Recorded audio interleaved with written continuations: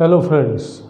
So from today onwards we are going to start a new lesson, that is electrochemistry. Now देखो दोस्तों, आगे जो हमने chapter 2 solution discuss किया, मुझे विश्वास है कि आपने अच्छे से उसको पढ़ा होगा और आपको अभी भी जो भी कोई डाउट है तो आप मुझे बिंदास्त फ्रीली भेज सकते हैं, राइट। तो अब आगे की बात करते हैं कि भाई इलेक्ट्रोकेमिस्ट्री, ये लेसन भी एक इम्पॉर्टेंट लेसन है बोर्ड की आस्पेक्ट से और आपकी कॉम्पिटिटिव एग्ज़ाम के ज़रिए से भी ये इम्पॉर्टेंट चैप्टर है। ये चैप्टर में मेन जो कंसेप्ट है वो उसका इंट्रोडक्शन और शुरुआत का जो है वो पार्ट, वो अगर आपकी परफेक्ट समझ में आ गया तो बाकी चैप्टर इजी है।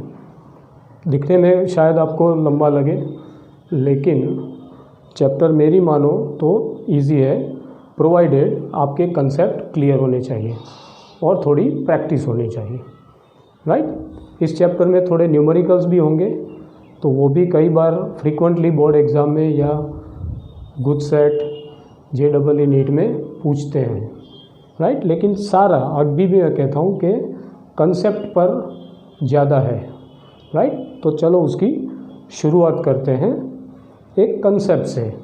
तो पहले ये हम समझने की कोशिश करते हैं कि भाई what is electrochemistry. Now fundamentals of this lesson is basically the conversion of chemical energy into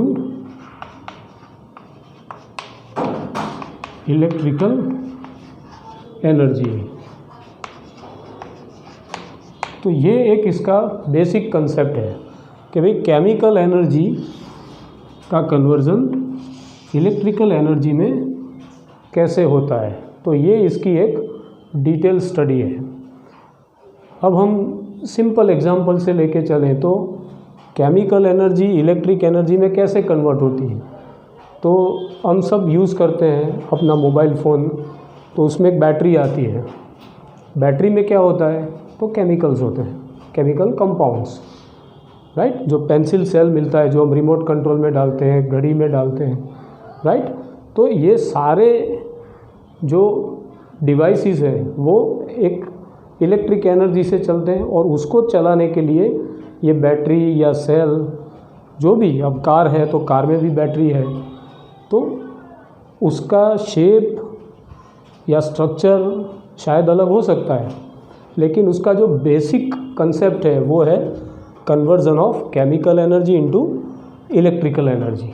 वो सारे के सारे जो मैंने कहे वो डिवाइस केमिकल एनर्जी को इलेक्ट्रिक एनर्जी में कन्वर्ट करते हैं या ट्रांसफॉर्म करते हैं, राइट।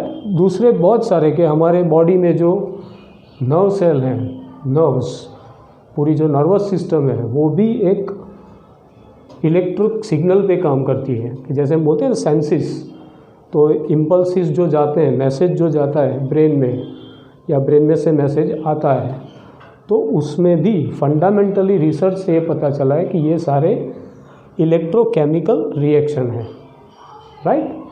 तो this is a small introduction friends, और उसमें भी एक बैकग्राउंड है। वो बैकग्राउंड ज़रा हम उसको रिवाइज कर लेते हैं, उसके बाद हम एक्चुअल चैप्टर की शुरुआत करते हैं। तो we can simply write that is what we call it electrochemical reactions.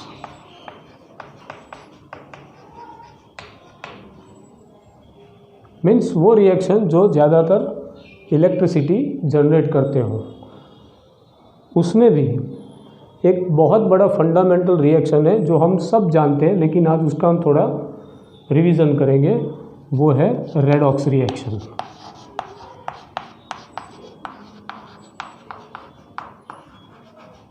Right.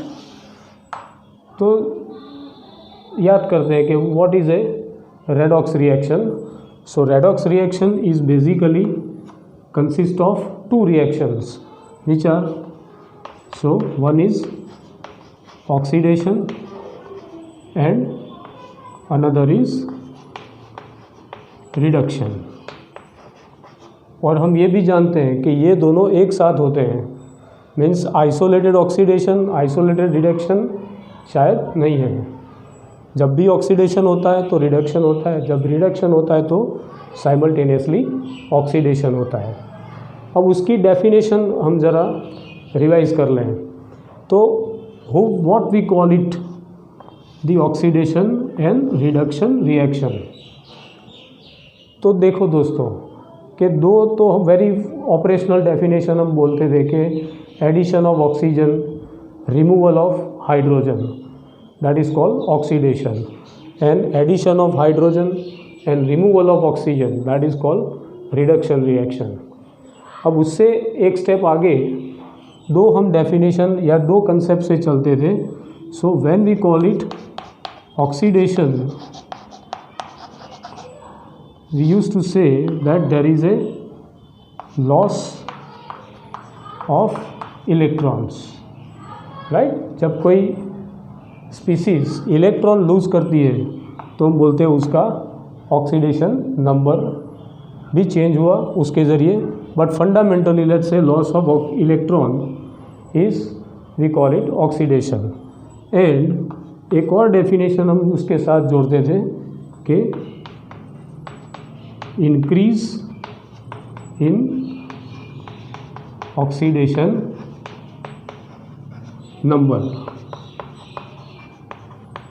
कि जब कोई स्पीसीज़ का ऑक्सीडेशन नंबर इंक्रीज होता है, बढ़ता है during a reaction, then we use to say that it is undergoing oxidation. So opposite to that is the reduction, right. So here loss of electron, here what we can write, gain of electron. तो जब कोई species electron gain करती है तो हम बोलते हैं उसका रिडक्शन हुआ. और ऑक्सीडेशन नंबर के रेफरेंस से अगर हम जाएं तो decrease in oxidation number.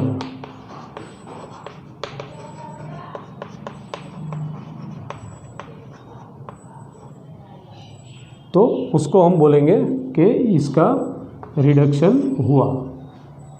Clear. अब एक ऑपरेशनल एग्जांपल से हम उसको समझने की वापस कोशिश करेंगे. तो बहुत कॉमन और पुराना रिएक्शन है जिसको हम मेटालिक डिस्प्लेसमेंट रिएक्शन के नाम से भी जानते हैं. तो solution of copper sulphate in which if we add the piece of zinc metal and we allow some time to pass, then we would see that blue color of copper sulfate slowly vanished. slowly blue color धीरे धीरे दूर होता जाता है और जो shiny metal है zinc, उसके ऊपर ब्राउन पार्टिकल हमें नज़र आने लगते हैं. तो ये बहुत कॉमन रिएक्शन है. ओके, तो प्रोडक्ट क्या बनेगी? तो प्रोडक्ट बनेगी zinc sulphate and displacement of copper as a solid, right. This is a very common reaction, very famous, we are all familiar with this. अब देखो, let us apply this fundamentals to this reaction. देखो यहाँ कोई oxygen या hydrogen की involvement नहीं है, means neither of gaining oxygen और losing oxygen or removal of oxygen or addition of hydrogen, nothing doing. Then let us apply this two fundamentals. और most importantly हम 11th में उसको पढ़ चुके हैं कि ऑक्सीडेशन नंबर मेथड. तो देखो दोस्तों, तो सबसे पहला जो रूल था आप याद करोगे तो जो एलिमेंट है उसका ऑक्सीडेशन नंबर हम क्या लेते थे? 0. तो यहाँ देखो एलिमेंटल फॉर्म है जिंक, तो जिंक का ऑक्सीडेशन नंबर हुआ 0. सेम वे कॉपर भी एलिमेंट हुआ प्रोडक्ट साइड पे, तो उसका भी ऑक्सीडेशन नंबर हुआ 0. अब ध्यान से देखते हैं कि कॉपर सल्फेट, तो we know that sum total of all the oxidation number of a compound is equal to 0, or charge, whatever we can consider. So here we could see that there is a +2 charge on the copper and -2 charge on the sulfate ion. So we can write +2 of sulfate ion -2, right? Now on this side, if we consider, we know that sulfate ion possess -2 charge. So what left on the zinc? Definitely +2 charge. Now let us apply this fundament. तो किसका oxidation number increase हुआ और किसका decrease हुआ? So look friends, here one thing let me clarify, this sulphate ion oxidation number remain same. So there was a word we use, that is spectators, right? So here sulfate ions are spectator, that means there is no change in their oxidation number during the reaction. अब किसका number change हुआ? तो देखो +2 copper से 0 हुआ, means on reactant side it was +2, on product side it is 0. That means from +2 to 0, what occurs here? So there is decrease in oxidation number. So let us write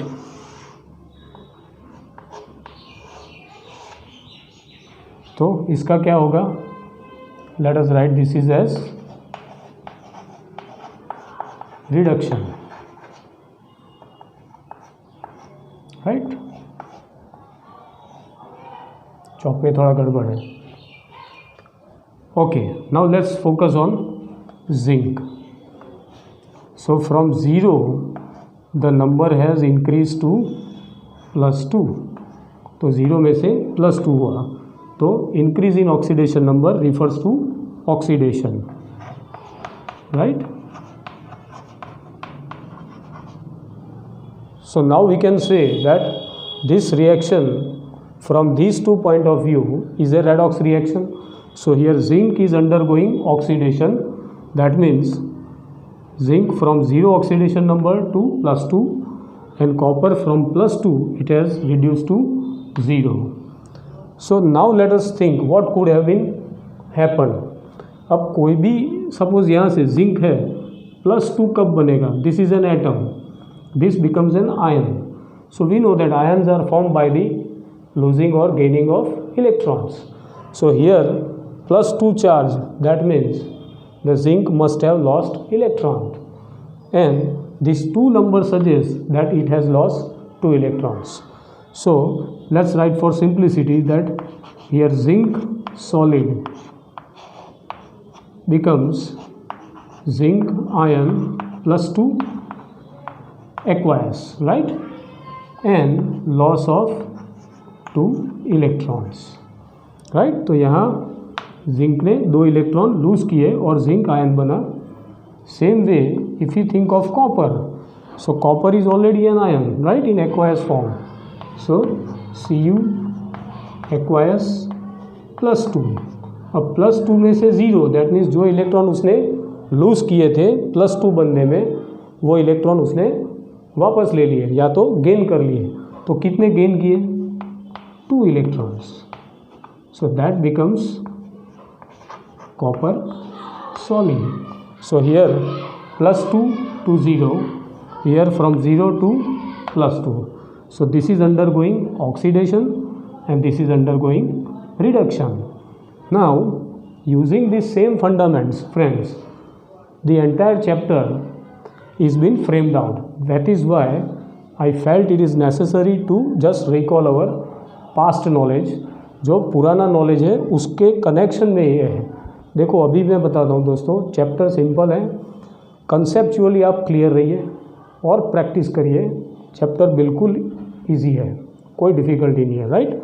so just recall your past knowledge about oxidation and reduction by loss of electron, gain of electron, and how it is been done. Let's recall it, right? And then now we will start our actual lesson. But before that please recall all these fundamentals, right? This will help you throughout this chapter, right? Thank you.